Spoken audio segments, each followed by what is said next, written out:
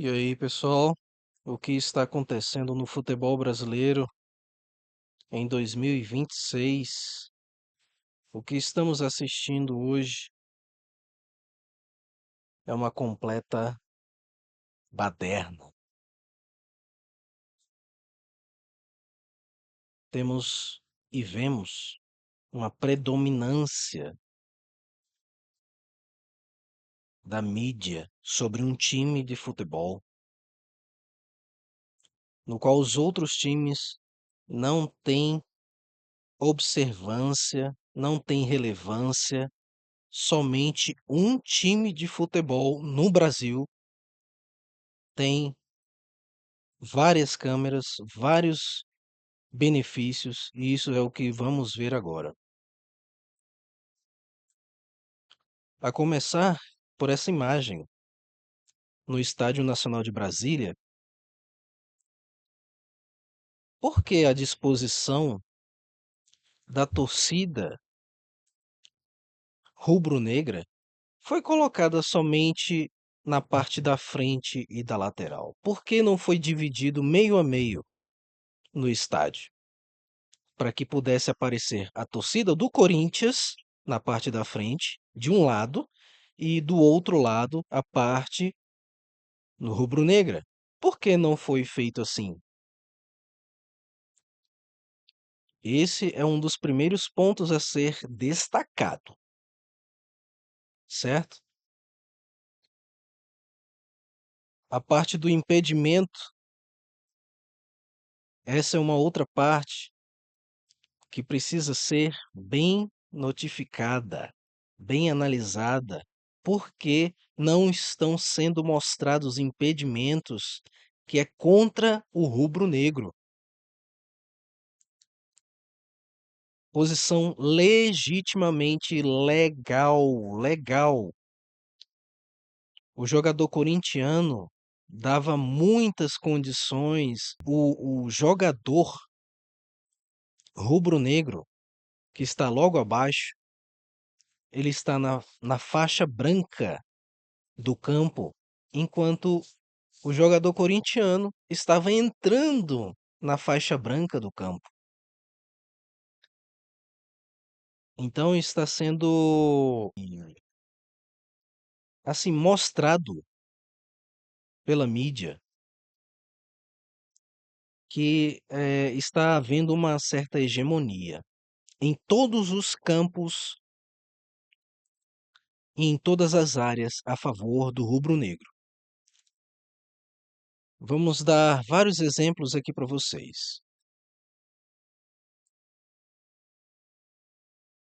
Por exemplo, o Corinthians foi praticamente garfado em Brasília, no Distrito Federal, em várias formas. Alguns dias antes de Corinthians e o rubro-negro jogarem, né? O Corinthians, uma parte da equipe do Corinthians teve virose. Muito estranho isso. Isso também é digno de ser anotado, verificado, né? E na Bahia, o jogo contra o Bahia.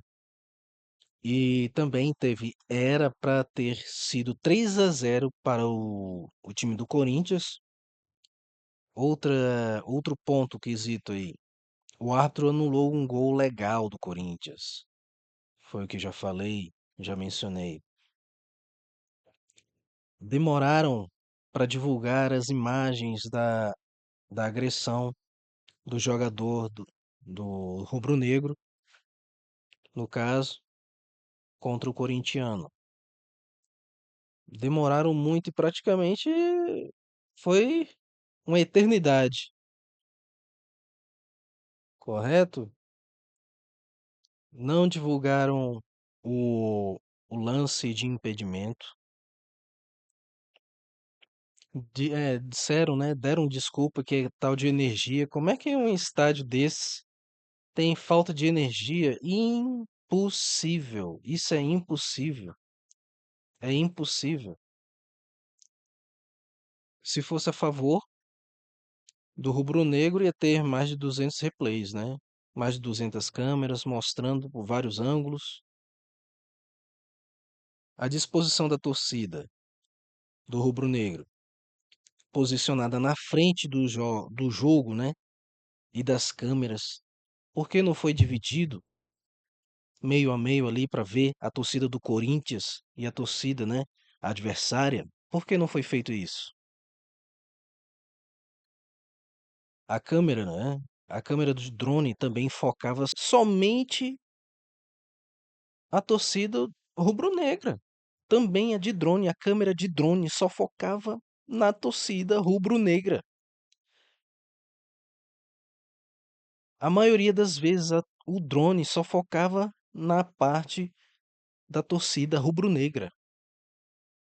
Entende? Isso daí é muito absurdo o que está acontecendo hoje no futebol. O escudo do Corinthians também, no mostruário, era menor do que o Fla. Era menor do que o do rubro-negro. Não mostrou replays do Corinthians. Não mostrou a tradução do Memphis, quando o Memphis foi entrevistado por uma equipe de reportagem. O jornalista estava traduzindo,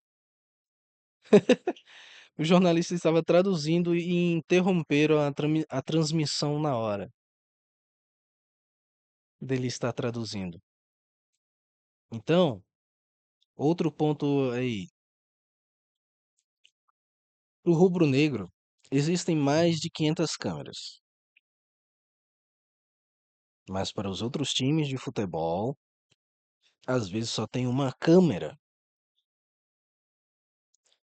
Então, quer dizer que tem a equipe do VAR e tem a equipe também da emissora. Por que a emissora não colocou o replay? Se a emissora tem os replays para fornecer, por que ela não forneceu? Entende?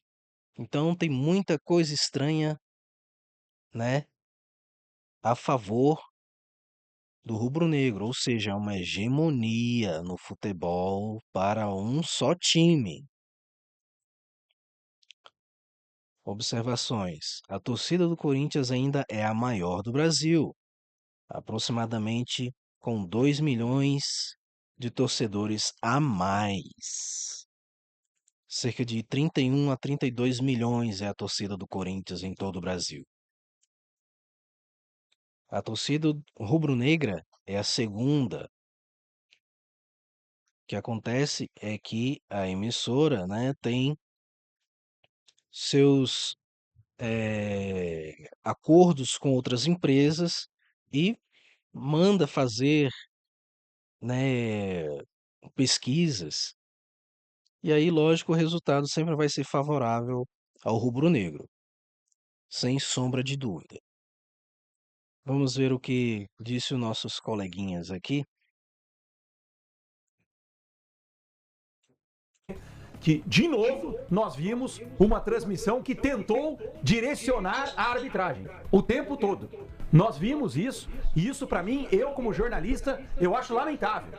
É um negócio que não entra na minha cabeça, né? O primeiro lance polêmico do jogo foi logo de cara, não teve replay. Aí apareceu um replay bem longe, uma câmera bem distante. Ó, putz, não aconteceu nada. E segue o jogo, segue o jogo. Qual foi esse lance? No começo do jogo, o Corinthians pediu também um cartão vermelho. Foi no Bidon. Foi no Breno Bidon. Foi no Bidon. Logo no começo do eu jogo. me lembro. Aquela que foi no meio do campo? Mas a transmissão não mostra pra todo mundo esquecer logo, Falaram que ninguém é pra lembrar. intimidar o Bidon. Pois é. Aí aconteceu o lance polêmico do final do primeiro tempo, que também ninguém mostrou na hora pra quem tava assistindo a transmissão. Não, e ninguém mostrou. Ninguém mostrou. Se fosse ao contrário, quantos replays teria? Pô, nós vimos na quarta-feira. Não, ninguém mostrou. Não, esse lance da expulsão do Carrascal, ninguém mostrou direito. E eu vou falar uma coisa que é importante. Ninguém sabia o que tinha acontecido. É isso. Porque agora, depois de 24 horas, de 15, de 14, todo mundo começou, não, porque o árbitro pode expulsar depois pelo ato disciplinar, ele pode. Mas espera aí, o árbitro tem. O que acontece hoje na Europa? Copa. Quando o árbitro marca um pênalti, o que ele faz? Fala no microfone, para todo Sim. mundo escutar. Eu estou marcando um pênalti porque o número 2 do time tal derrubou o número 10 do time tal. Porra, ontem ninguém sabia nada do que tinha acontecido. E não adianta virem agora falar. Na hora, ninguém sabia. Porque eu tava aqui no ar, eu comecei a ouvir as outras transmissões. A transmissão da televisão não sabia, da TV Globo, do Sport TV não sabia. Ninguém sabia o que tinha acontecido e por que o árbitro estava indo ao VAR, sendo que ele foi ao VAR, ele fez a revisão no primeiro tempo, ele já fez a revisão. Sim. Aí ele comunicou os capitães, olha, eu fiz a revisão e não aconteceu, ninguém vai expulso. E na volta ele expulsa o cara? Que porra é essa? Calil, eu acredito pelo que eu Ele ouvi mesmo falou que não ia expulsar ninguém, Marco Belo. Aí na volta ele expulsa. pelo que eu ouvi nos bastidores do estádio, que estava sem luz neste momento, o árbitro não conseguiu ver o lance. Mas, ô Belo, você que estava lá no campo, Sim. é uma coincidência ou não? Porque o Corinthians atrasou para voltar. O Corinthians atrasou porque os jogadores e o Dorival foram pra cima do árbitro e ficaram de 5, 7, 8 minutos reclamando Tipo, eles não do lance sabiam, do Breno eles não Bidon. sabiam. Levou um soco Então mesmo, eles não levou uma tinham. cotovelada. Ele levou uma Soco de cotovelada. mão Foi na minha fechada. frente a cotovelada. Não, Ele ele levou a levou- mão e deu assim, ó. que ele levou o soco, Então é indiscutível. o Corinthians atrasou pra ter os 15 minutos do Dorival conversando com os jogadores. Foi por causa disso, porque eles ficaram 8 minutos Mas olha, eu reclamando. vou dizer um negócio, para mim o título do Corinthians é justo. Muito O Corinthians jogou justo, melhor, Isso é indiscutível. não tem nada para falar. Agora, esse negócio dessa expulsão, eu nunca tinha visto Não, isso. na ninguém vida. Eu já tinha visto expulsão na volta do intervalo. Na volta do Mas- intervalo. Já tinha visto. Mas o que eu queria entender é o seguinte, por que ele não expulsou no final do primeiro tempo? Eu acho que ele não Porque- sabia, Pô, mas mas ele não todo tinha mundo- informação, então a né, regra, vem depois. Então a regra também. Não, a regra Então, permite isso. então, Quando é disciplinar. Não, mas- Quando é mas aí disciplinar. a regra- A informação que a gente ouviu é que ele não foi ao VAR porque estava sem luz. Porque acabou a luz no estádio. Neste momento tinha acabado a luz. Esse estádio não tem a menor condição de receber um jogo desse nível. Não tem a menor condição. Tinha no break. Acabou a luz, não tinha. No break se No- segurou no por um estádio, tempo é, e depois não exato, tinha. Tanto que exato. dos 7 minutos aos 34 do segundo tempo, olha só, dos 7 ao 34 do segundo tempo não tinha VAR. E aí veio Exato. outro Não teve absurdo. VAR. Então, mas só O que eu VAR não queria falar- conseguiu enxergar o Mas vídeo. Só que eu queria falar é o seguinte, se a regra permite, permite. Permite quando é disciplinar. Mas eu acho isso absurdo. Epa! O treinador vai pro intervalo, Sem saber, exatamente. ele orienta o time dele, Claro. Sim. entendeu? Isso Aí é quando ele entra em campo, o jogador é O expulso. Felipe Luiz podia Isso é ter uma coisa que armado. não tem nexo. Agora, gente, mas assim, Era não pra sei ter se sido ele tem- expulso. Sim, era. Mas essa não discussão. vamos Perfeito, nos é isso esquecer que a imagem que apareceu pra todo mundo ver a cotovelada no Carrascal só apareceu no segundo tempo e eu não sei porquê. Alguém sabe O por Belo quê? acabou de A falar, questão é essa, teve problema no que VAR. acabou a luz. Que Então, acabou a luz, mas no a break, imagem- não aguentou O Belo todo falou o agora. tempo. Eles estavam procurando Acabou a imagem, luz, o provavelmente. árbitro não conseguia olhar o VAR e porque outra estava coisa. sem luz. Não, e Mas outra... por que o árbitro não vem no microfone e não dá essa Mas satisfação? tá sem luz, não funciona o microfone. Não tinha luz, Ele não não tinha tinha- energia Não, no mas na estádio. volta do segundo tempo tinha. Não, Mas ele não tinha microfone. Ué, e se não tinha energia, Como é que como ele ele viu o VAR? Não, voltou a luz no, sei lá, Então 15, como é que ele 16 viu as minutos do imagens segundo do VAR, tempo. então? Aí Ele você pode tem- ter visto foi a no história do vestiário, Rodrigo. notebook, sei lá. Não, onde ele que viu o VAR. Ficou sem VAR no segundo tempo, do 7 ao 34 do segundo tempo. Então o que eu falei aqui, então Ele peraí. foi no VAR. Ele Então, foi peraí, no falar, VAR. então ele a luz deveria acabou pegar- em todo o estádio no final do primeiro tempo. No VAR eu não sei, mas em todo o estádio foi no final do primeiro Não, tempo. e outra coisa, Todo veio mundo do saiu do break. ar, rádio, televisão, todo mundo O saiu do no ar. break segurou, o do VAR, o no break do VAR segurou uns 15 minutos. O que eu ouvi, conversando ontem, vou citar a fonte aqui com o Salve, comentarista nosso lá da Record, que conversou com as pessoas, foi que nesse processo, entre o final do primeiro tempo e o início do segundo, avisaram a ele que tinha uma agressão e pelo protocolo do VAR, quando é agressão, quando é disciplina, você pode esperar. Inclusive, poderia acontecer o seguinte, olha a loucura que é a regra do futebol. Se o Felipe Luiz tivesse tirado o Carrascal, ele poderia ter sido expulso mesmo assim, no banco. A E aí o substituição- jogador que entrou tem que sair? Aí você não perde a substituição, mas o cara é expulso no Tem que banco. ficar... Então, mas... Você entende? Como assim você não perde a substituição? Você não perde a substituição. Então ela se já o foi Felipe feita. Luiz tivesse tirado o Carrascal, O ele tinha Carrascal ficado seria bem. expulso no banco. Tudo bem, mas o Flamengo ia estar com 11. Aí você, acho que queima Tem uma certeza? das Não, eu acho que a substituições. Eu acho que não, substituição Noriega. Você seria... fica, a substituição do Carrascal, ela vale até a expulsão dele. Você Não, entende? mas aí é o seguinte, ô Aí Noriega. ele vai jogar, mas o Flamengo joga com 10. É, não, Então porque... você falou outra coisa. Só que ele pode ter 5, não. Acho que eu me expressei mal então. Ah, bom. Só que só porque ele vale não pra autoriza a expulsão. substituição. Enquanto ele não começa Não, o tempo, ô, ele não Galvão, autoriza e a outra substituição. coisa, Benja, que a gente tem que falar, como é que pode o Bandeirinha, que vai... Não que a gente queira tirar o brilho da conquista do Corinthians, nós vamos falar bastante, mas a gente tem que falar dos Explicar problemas. as coisas, né? Como que pode o Bandeirinha, que vai representar o Brasil na Copa do Mundo, anular 2 gols do Corinthians legítimos? Ele foi salvo pelo VAR, mas ele anulou lances que o Yuri Alberto tinha 1 metro de condição. essa aí não tinha VAR Então, também. sabe... Essa não tinha VAR, mas sim, aí, mas o cara. Bandeirinha não pode errar desse Gente, jeito. o que O me- Bandeirinha que vai à Copa do Mundo. O que me revolta não Então, é o fato... sabe? Claro, o fato de não ter VAR também é gravíssimo, né? Numa final, numa Pô, numa decisão final de de título. Corinthians e É um Flamengo. absurdo não ter VAR. Mas assim, existia uma transmissão e não passava o replay do lance. Ah, mas se não tinha o VAR, não tinha as Mas, imagens. gente, mas o replay... Essa do impedimento demorou pra passar. O replay, você não precisa de energia para o replay, para passar o replay quanto tempo você quiser, quantas vezes você quiser. Nós trabalhamos todo Você mundo tá aqui na querendo, televisão. você tá querendo dizer que a transmissão da Globo ela é tendenciosa? Ela não mostra. Por que ela não mostra? Me explica por que Ela é ela não mostra. tendenciosa. Pra mim, Bastante. pra mim, ela não age da mesma forma. Viram aí como é que está sendo feito o projeto rubro-negro? Aqui entramos no projeto de hegemonia rubro-negra. Uma matéria que saiu no site SPFC 24horas.com.br. Ilusão soberana? Presidente do Fla dá indireta ao São Paulo Futebol Clube. E aqui uma breve lembrança de 2014 para os São Paulinos e corintianos. Os cariocas rubro-negros, juntamente com a CBF e FIFA, foram responsáveis, né?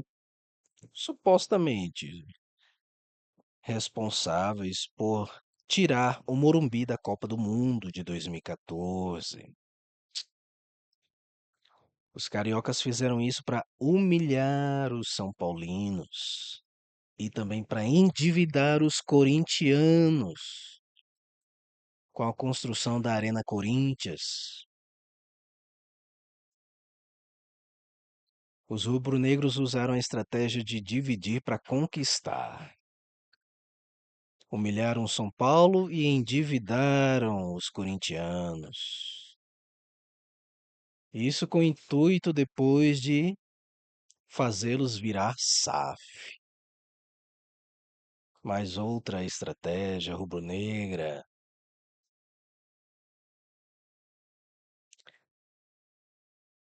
CBF afirma que Morumbi está fora da Copa de 2014, segundo o site bbc.com.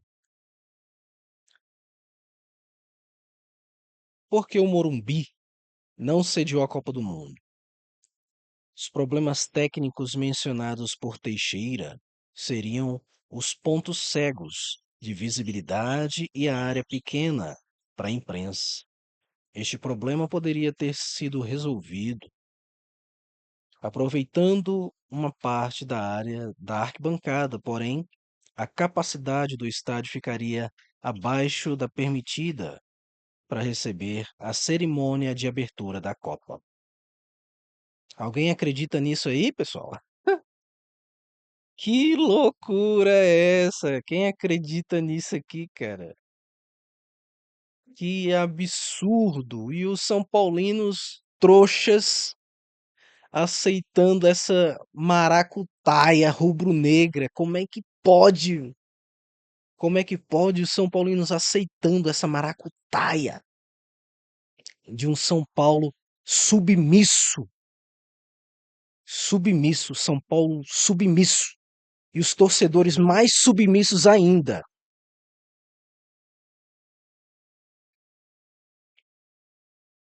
Outra estratégia de hegemonia rubro-negra sobre todos os times do futebol brasileiro.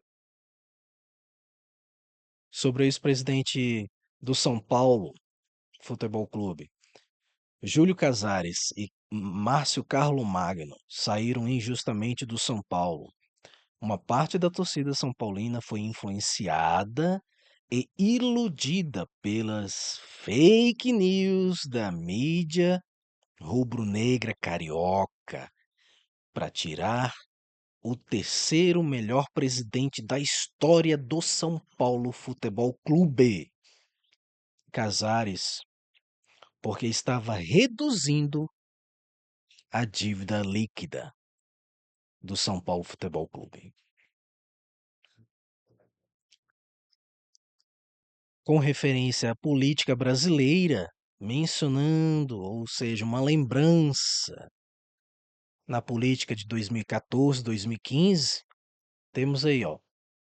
Foi o mesmo modus operandi do Sérgio Moro sobre o impeachment de Dilma Rousseff em 2015, 2016 ou 2014.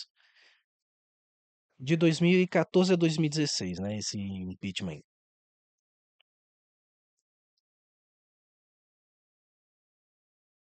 Resumindo, quem seriam aqueles que estão contra o São Paulo? A elite de ex-diretores, a atual diretoria rubro-negra, a mídia carioca rubro-negra, outros empresários brasileiros, em conluio com corporações estrangeiras que já compraram clubes de futebol no Brasil. O objetivo principal deles é comprar o maior clube de futebol do país, que se chama São Paulo Futebol Clube. Lembrete aqui para os São Paulinos: todo São Paulino raiz é aquele a favor de Casares e do Clube São Paulo Futebol Clube de 1930. Esse é o verdadeiro torcedor raiz, que é a favor do clube, é a favor do São Paulo de 1930. Agora, o São Paulino, que é influenciado pela torcida adversária, rival, a ser amiga, que é o São Paulino rubro-negro, é aquele a favor de um novo São Paulo, que é através de SAF, ou seja, com um novo CNPJ e nova história. Começa um novo time de futebol sem o São Paulo. Eles só usarão o nome do São Paulo como aluguel. Não será o São Paulo que estará ali em campo. Outras estratégias rubro-negras: influenciar na narração dos jogos, em quantidade de imagens mostradas em várias câmeras, replays e, por último, com a profissionalização dos árbitros e a equipe de arbitragem para beneficiar o rubro-negro. Outras estratégias rubro-negras: por que Crespo foi tão sincerão sobre os 45 pontos? Por que o Crespo foi tão sincerão? O objetivo da elite rubro-negra seria de assegurar o cargo do técnico Crespo. Para efeito de comparação, nos primeiros jogos do São Paulo, no Paulista de 2026, no primeiro jogo, no quarto jogo e no quinto jogo, Crespo tira os melhores jogadores em campo e coloca atacantes nas laterais e também teria deixado alguns jogadores que estavam fazendo corpo mole. Supostamente, alguns atletas que não estavam recebendo em dia. Isso precisa ser apurado. E essa vontade, né, que Crespo colocou em campo foi para quê? Para ampliar a crise no São Paulo Futebol Clube. Os jogos do São Paulo contra o Mirassol. Primeiro jogo foi 3-0. Os 3 gols de contra-ataque. E trocou bons jogadores e deixou alguns que estavam ruins em campo, né? Que não estavam correspondendo bem dentro de campo. São Paulo venceu o segundo jogo contra o São Bernardo, empatou o terceiro contra o Corinthians. No quarto jogo perdeu para a Portuguesa 3-2. levou gols também de contra-ataque e no quinto jogo perdeu para o Palmeiras por 3-1, também levou gols de contra-ataque. Aqui o objetivo do rubro-negro é controlar indiretamente e diretamente outros times de futebol. Por isso a fala do Crespo de 45 pontos. E o capital estrangeiro, junto com a elite rubro-negra, responderam através de Crespo que o São Paulo deve ficar por volta de 45 pontos no Campeonato Brasileiro. Ou seja, eles estão impondo um limite ao São Paulo Futebol Clube.